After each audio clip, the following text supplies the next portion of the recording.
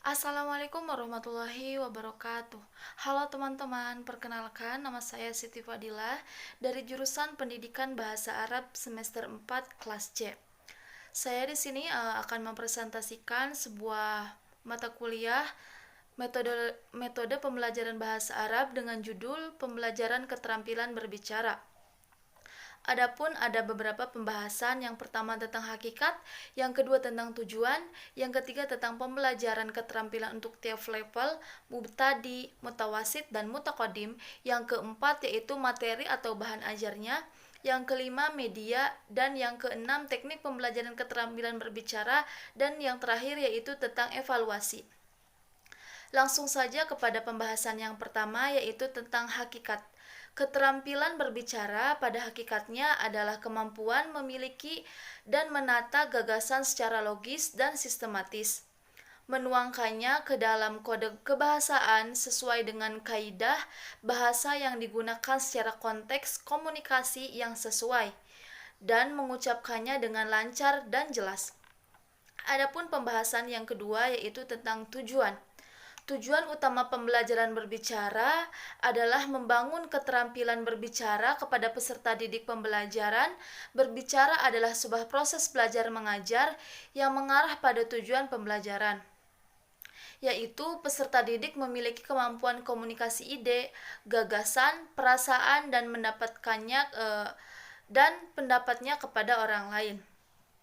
Dan pembahasan yang selanjutnya yaitu ada pembelajaran keterampilan untuk tiap level, mubtadi, mutawasid, dan mutaqaddim. Pembahasan yang pertama yaitu pembelajar al-mubtadi atau pemula. Guru mulai melatih bicara dengan memberi pertanyaan-pertanyaan yang dijawab oleh pembelajar. Pada saat bersamaan, pembelajar diminta untuk belajar mengucapkan kata, menyusun kalimat, dan mengungkapkan pikiran. Guru juga mengurutkan pertanyaan-pertanyaan yang dijawab oleh pembelajar sehingga akhirnya membentuk sebuah tema yang sempurna. Guru menyuruh pembelajar menjawab latihan-latihan lisan atau syafawiyah, menghafal percakapan atau menjawab pertanyaan yang berhubungan dengan isi teks yang telah dibaca oleh pembelajar. Adapun pembahasan yang kedua yaitu pembelajar mutawasid atau menengah.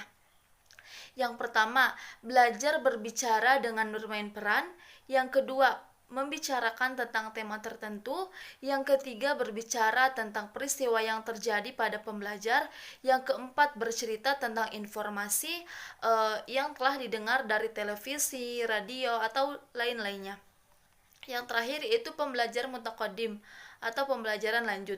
Guru memilih tema untuk latihan berbicara. Tema yang digunakan hendaknya menarik dan berhubungan dengan kehidupan pembelajar.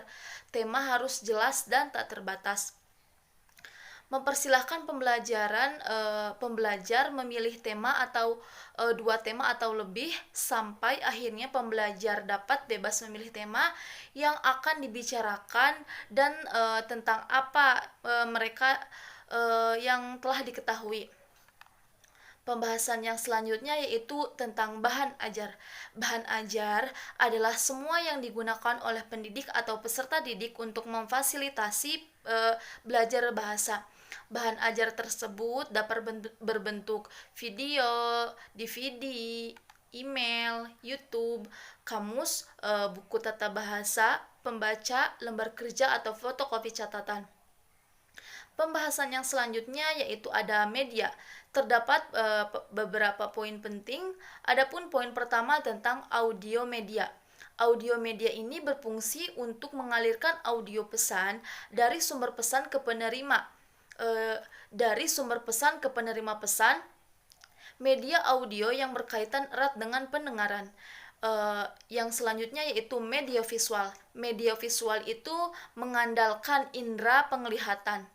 Yang ketiga yaitu media audiovisual, media yang mampu menampilkan suara dan gambar. Yang selanjutnya yaitu media sarbaneka, suatu media yang disesuaikan dengan potensi di suatu daerah, di sekitar sekolah atau di lokasi lain. Yang selanjutnya yaitu gambar fotografi. Gambar fotografi diperoleh dari beberapa sumber, misalnya dari surat kabar, lukisan, kartun, dan ilustrasi. Yang terakhir yaitu ada peta dan globe. Macam-macam media pembelajaran berikutnya adalah peta dan globe, berfungsi untuk menyajikan data-data lokasi. Yang selanjutnya yaitu teknik pembelajaran keterampilan berbicara. Ada beberapa pembahasan. Yang pertama tentang metode ulang ucap, yang kedua metode lihat ucap, yang ketiga metode memberikan deskripsi, yang keempat metode menjawab pertanyaan, yang kelima metode bertanya, yang keenam metode pertanyaan menggali, yang ketujuh metode melanjutkan, dan yang terakhir menceritakan kembali.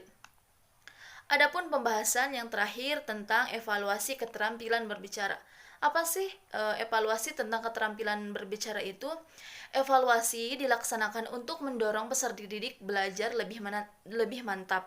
Oleh karena itu, ada beberapa persiapan yang harus disiapkan oleh pendidik agar proses evaluasi yang akan dijalankan berjalan lancar serta sesuai dengan apa yang diinginkan semenjak pelajaran dimulai. Dan perencanaan ini akan ada dengan melihat berbagai permasalahan yang terjadi di masa kini dan di masa yang akan depan.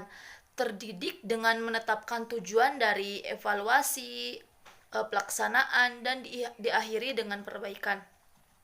Bagaimana untuk pembahasan kali ini? Semoga dapat teman-teman pahami ya.